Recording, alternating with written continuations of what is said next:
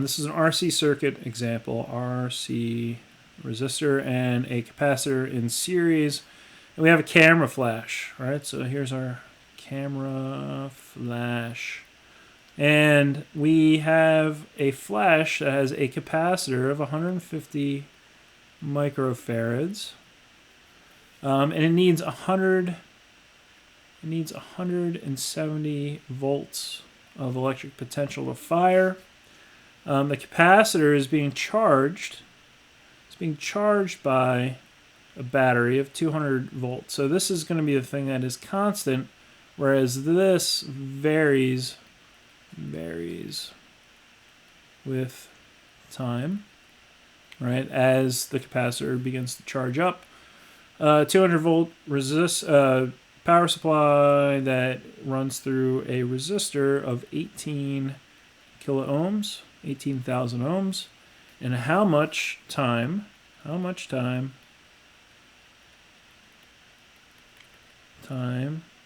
do you need between flashes, right? So we're letting charge build up on our capacitor. That is going to generate some voltage.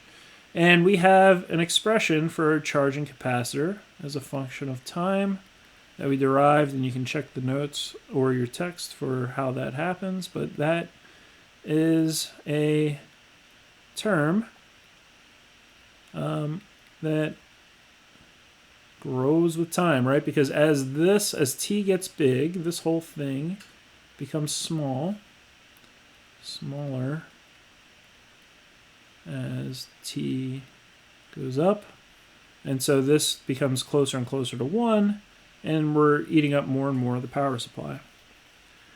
Okay, so one of the other things that is useful to calculate here is our RC constant, which is just going to be our resistance times our capacitor. So it's 18,000 ohms times 150 times 10 to the minus 6 farads.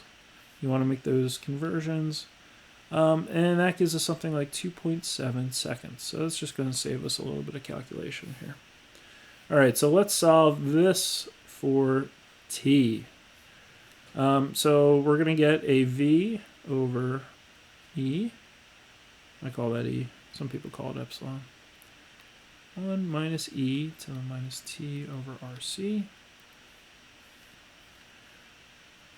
This term then becomes our exponential is equal to 1 minus v over e. And you'll see all of this side is unitless, as is this side, which is good. Units matter here. And let's clear the screen.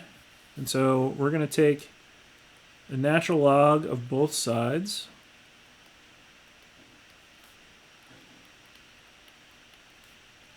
Minus v over our power supply. These basically cancel each other out, and we're left with a minus t over rc. If you need review on this, I'll make sure that things get posted to Canvas, and you can also just look for natural logarithm rules.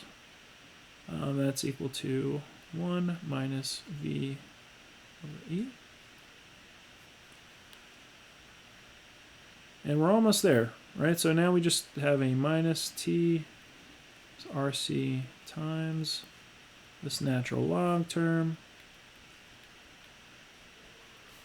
And so t then is minus 2.7 seconds times natural log of 1 minus 170 volts over 200 volts.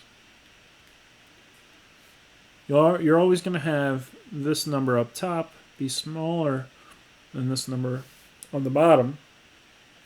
That's going to give us a natural log that's less than 1, or the term inside the parentheses is less than 1, so it's going to be negative, which is going to get rid of our negative over here. And so this becomes minus 2.77 seconds times negative 1.9. No units on that.